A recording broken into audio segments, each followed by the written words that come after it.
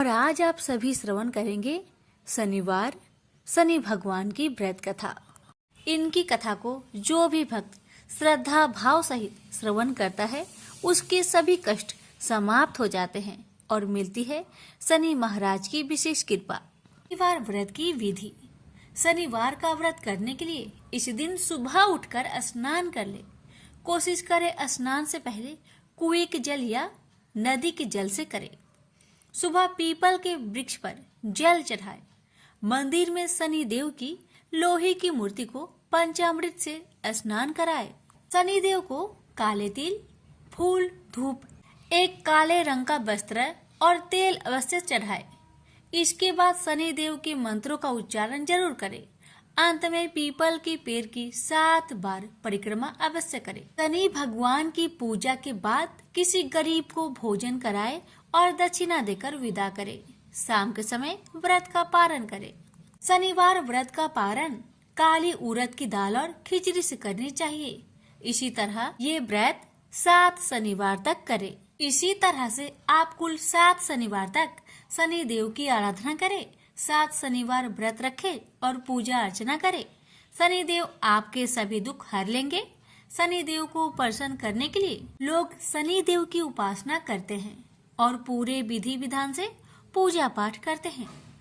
शनि दोष से मुक्ति पाने के लिए शनिवार का व्रत करना बेहद लाभकारी माना गया है। माना गया है कि शनिवार का व्रत रखने से शनि की 7.5 और ढैयों के कष्टों से मुक्ति मिलती है।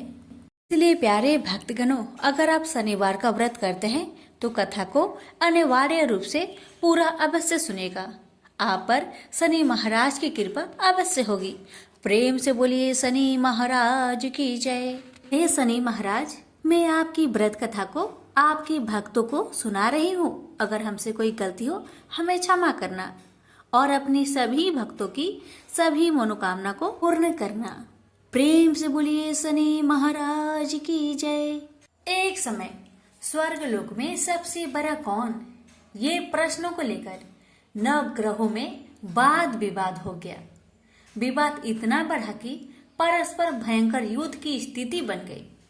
निर्णय के लिए सभी देवता देवराज इंद्र के पास पहुंचे और बोले, हे देवराज, आपको निर्णय करना होगा कि हम में से सबसे बड़ा कौन है। देवताओं का प्रश्न सुनकर देवराज इंद्र उलझन में पड़ गए। इंद्र बोले, मैं इस प्रश्न का उत्तर देने में असमर्थ हूँ। हम सभी पृथ्वी लोक में उज्जैनी नगरी में राजा विक्रमादित्य के पास चलते हैं। देवराज इंद्र सहित सभी ग्रह यानी कि सभी देवता उज्जैनी नगरी पहुंचे। महल में पहुंचकर जब देवताओं ने उनसे अपना प्रश्न पूछा तो राजा विक्रमादित्य भी कुछ देर के लिए परेशान हो उठे, क्योंकि सभी देवता अपनी अपनी शक्तियों के कारण महान थे। किसी को भी छोटा बताना या बड़ा कह देना उनके क्रोध के प्रकोप से भयंकर हानि पहुंच सकती थी। अचानक राजा विक्रमादित्य को एक उपाय सूझा और उन्होंने विभिन्न धातुओं जैसे स्वर्ण, रजत, कांसा, ताम्र, सीसा, रांगा, जस्ता, अब्रक व लोहे के 9 आसन बनवाए। धातुओं के गुण के अनुसार सभी आसनों को एक दूसरे के पीछे रखकर उन्होंने देवताओं को अपने अपने सिंहासन पर बैठने को कहा। देवताओं के बैठने के बाद राजा विक्रमादित्य ने कहा, आपका निर्णय तो स्वयं हो गया। जो सबसे पहले सिंहासन पर विराजमान है वही सबसे बड़ा है। राजा विक्रमादित्य के निर्णय को सुनकर शनि देवता ने सबसे पीछे आसन पर बैठने के कारण अपने को छोटा जानकर क्रोधित होकर कहने लगे, राजा विक्रमादित्य, तुमने मुझे सबसे पीछे बैठाकर मेरा अपमान किया है। तुम मेरी शक्तियों से परिचित नहीं हो। मैं तुम्हारा सर्वनाश कर दूंगा। शनि ने कहा, सूर्य एक राशि पर 1 महीने, चंद्रमा 2.25 दिन, मंगल 1.5 महीने, बुध और शुक्र 1 महीने, बृहस्पति 13 महीने रहते हैं। लेकिन मैं किसी राशि पर 7.5 वर्ष तक रहता हूँ। बड़े बड़े देवताओं को मैंने अपने प्रकोप से पीड़ित किया है। राम को 7.5 के कारण ही वन में जाकर रहना पड़ा और रावण को 7.5 के कारण ही युद्ध में मृत्यु का शिकार बनना पड़ा। राजा, अब तू भी मेरे प्रकोप से नहीं बच सकता। इसके बाद अन्य ग्रहों के देवता तो प्रसन्नता के साथ चले गए, परंतु शनि भगवान बड़े क्रोध के साथ वहां से विदा हुए। राजा विक्रमादित्य पहले की तरह ही न्याय करते रहे। उनके राज्य में सभी स्त्री पुरुष बहुत आनंद से जीवन यापन कर रहे थे। कुछ दिन ऐसे ही बीत गए। उधर शनि देवता अपने अपमान को भूल नहीं पाए थे।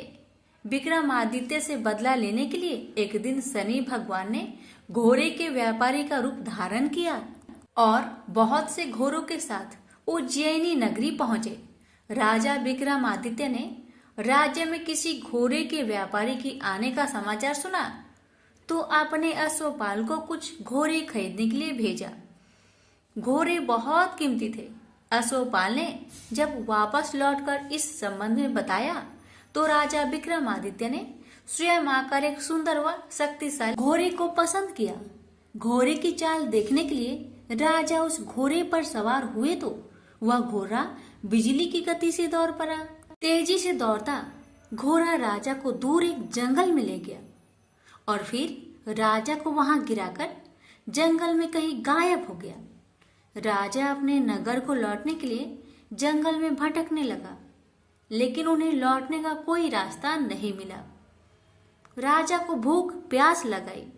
बहुत घूमने पर उसे एक चरवाहा मिला। राजा ने उससे पानी मांगा। पानी पीकर राजा ने उस चरवाहे को अपनी अंगूठी दे दी। फिर उससे रास्ता पूछकर वह जंगल से निकलकर पास के नगर में पहुंचा। राजा ने एक सेठ की दुकान पर बैठकर कुछ देर आराम किया। उस सेठ ने राजा से बातचीत की तो राजा ने उसे बताया कि मैं उज्जैनी नगरी से आया हूँ। राजा के कुछ देर दुकान पर बैठने से सेठ जी की बहुत बिक्री हुई। सेठ ने राजा को बहुत भाग्यवान समझा और खुश होकर उसे अपने घर भोजन के लिए ले गया। सेठ के घर में सोने का एक हार खूंटी पर लटका हुआ था। राजा को उस कमरे में छोड़कर सेठ कुछ देर के लिए बाहर गया तो अभी एक आश्चर्यजनक घटना घटी। राजा को देखते ही देखते सोने के उस हार को खूंटी ने निकल गई। सेठ ने कमरे में लौटकर हार को गायब देखा तो चोरी का संदेह राजा पर किया, क्योंकि उस कमरे में राजा ही अकेले बैठा था। सेठ ने अपने नौकरों से कहा कि इस परदेसी को रस्सियों से बांधकर नगर के राजा के पास ले चलो। राजा ने विक्रमादित्य से हार के बारे में पूछा तो उन्होंने बताया कि मेरे आंखों के ही सामने खूंटी ने उस हार को निगल लिया था। विक्रमादित्य की बात को सुनकर राजा बहुत क्रोध से भर गए। उन्हें लगा विक्रमादित्य झूठ कह रहे हैं, इसलिए राजा ने क्रोधित होकर चोरी करने के अपराध में विक्रमादित्य के हाथ पांव काटने की आदेश दे दिया। राजा विक्रमादित्य के हाथ पांव काटकर उसे नगर के सड़क पर छोड़ दिया गया। कुछ दिन बाद एक तेली उसे उठाकर अपने घर ले गया और उसे अपने कोल्हू पर बैठा दिया। राजा आवाज देकर बैलों को हाँकता रहता। इस तरह तेली का बैल चलता रहा और राजा को भोजन मिलता रहा। शनि देव के प्रकोप के साधे साथी पूरी होने पर वर्षा ऋतु प्रारंभ हुई। राजा विक्रमादित्य एक रात मेघ मल्हार गा रहे थे कि तभी नगर के राजा की लड़की राजकुमारी मोहिनी रथ पर सवार उस तेली के घर के पास से गुजर रही थी। उसने मेघ मल्हार सुना तो उसे बहुत अच्छा लगा और दासी को भेजकर गाने वाले को बुला लाने को कहा। दासी ने लौटकर राजकुमारी को अपंग राजा के बारे में सब कुछ बता दिया। राजकुमारी उसके मेघ मल्हार से बहुत मोहित हुई थी, अतः उसने सब कुछ जानकर भी अपंग राजा से विवाह करने का निश्चय कर लिया। राजकुमारी ने अपने माता पिता से जब यह बात कही तो वे हैरान रह गए। रानी ने मोहिनी को समझाया, बेटी तेरे भाग्य में तो किसी राजा की रानी होना लिखा है, फिर तू उस अपंग से विवाह करके अपने पांव पर कुल्हाड़ी क्यों मार रही हो। राजकुमारी ने अपनी जिद्दी नहीं छोड़ी अपनी जिद्दी पूरी करने के लिए उसने भोजन करना तक छोड़ दिया और प्राण त्याग देने का निश्चय कर लिया। आखिर राजा रानी को विवश होकर अपंग विक्रमादित्य से राजकुमारी का विवाह करना पड़ा। विवाह के बाद राजा विक्रमादित्य और राजकुमारी तेली के घर रहने लगे। उसी रात सपने में शनि भगवान ने राजा से कहा, राजा तुमने मेरा प्रकोप देख लिया, मैंने तुम्हें अपने अपमान का दंड दिया है। राजा ने शनि भगवान से हाथ जोड़कर क्षमा प्रार्थना की कि हे भगवान, आपने जितना दुख मुझे दिया अन्य किसी को ना देना।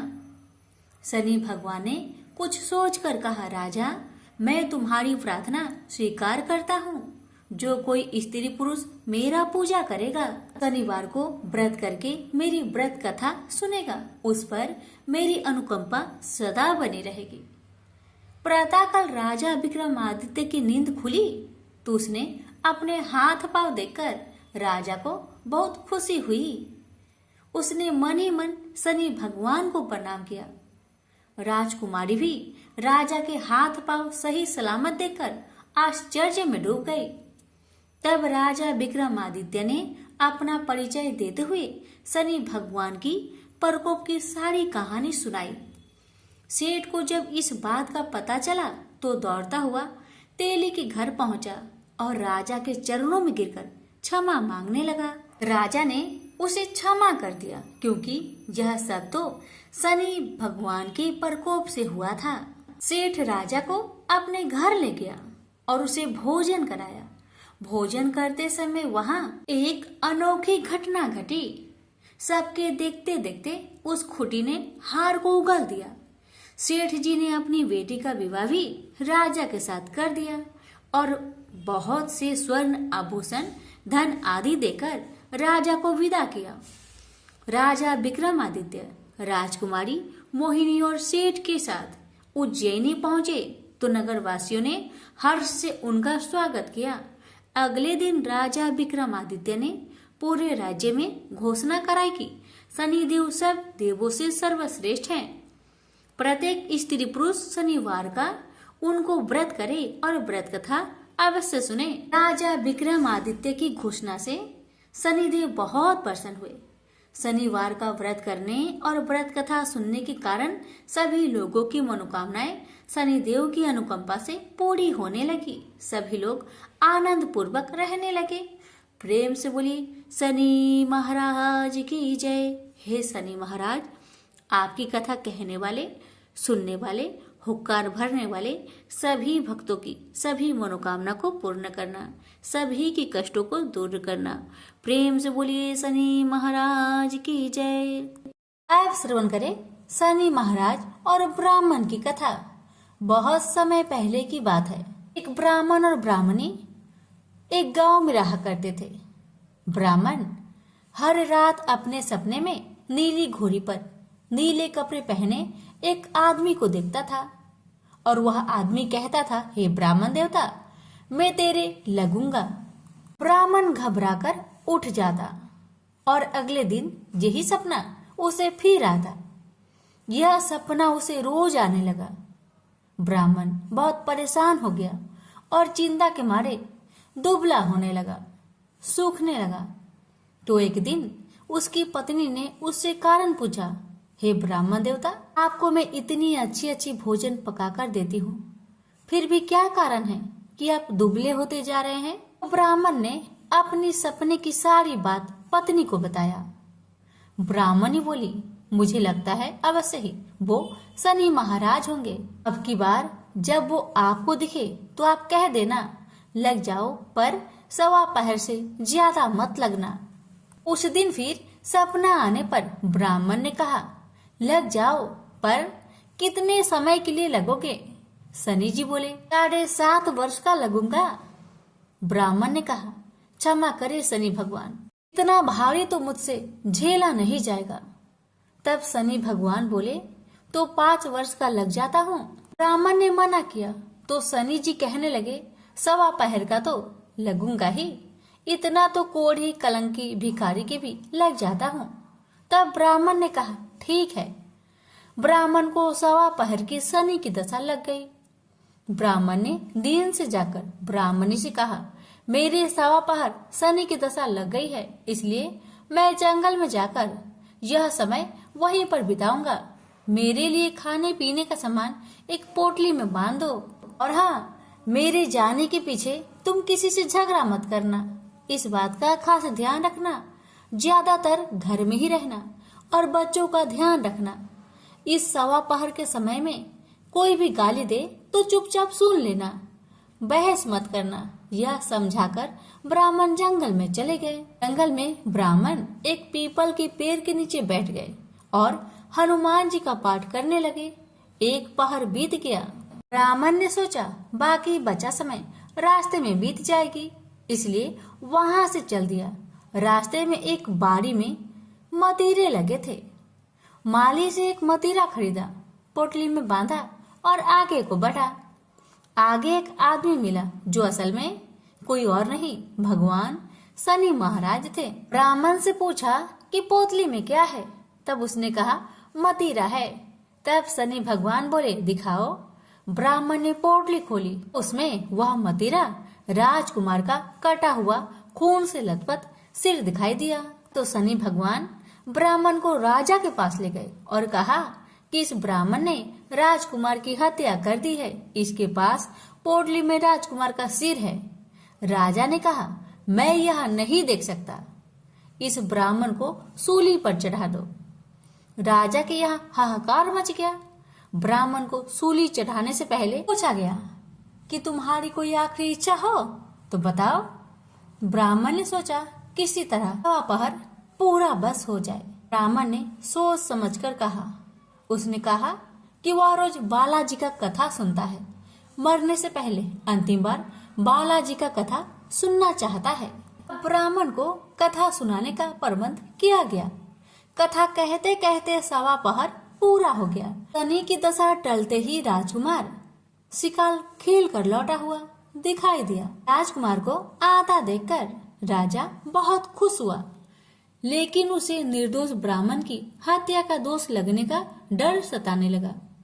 उसने तुरंत घोड़सवार सैनिकों को ब्राह्मण को आदर सहित ले आने के लिए भेजा। ब्राह्मण राज दरबार में आया तो राजा ने क्षमा मांगी और पोटली दिखाने के लिए कहा, तो पोटली खोली तो उसमें मतीरा था। राजा ने इन सब के बारे में पूछा तो ब्राह्मण ने बताया, मुझे सवा पहर की शनिचर की दशा लग गई थी, इस कारण यह सब तमाशा हुआ।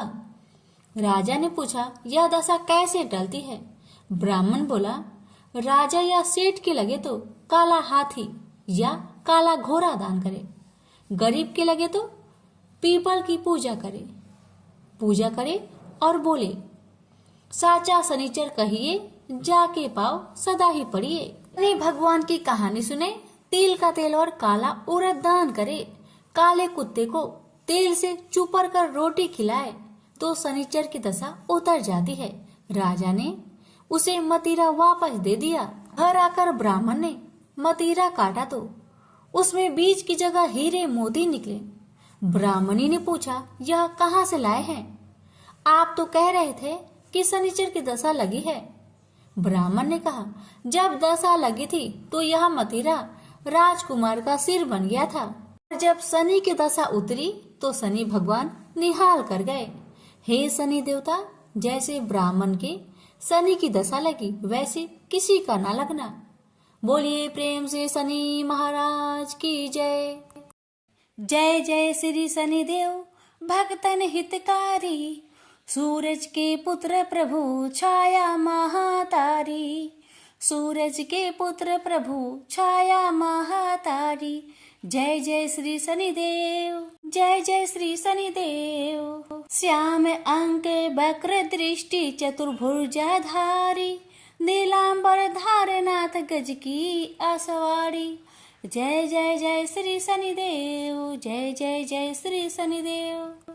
क्रीट मुकुट शीस रजित दीपक है लीलाड़ी, मुक्तन की माला गले शोभित बलिहारी।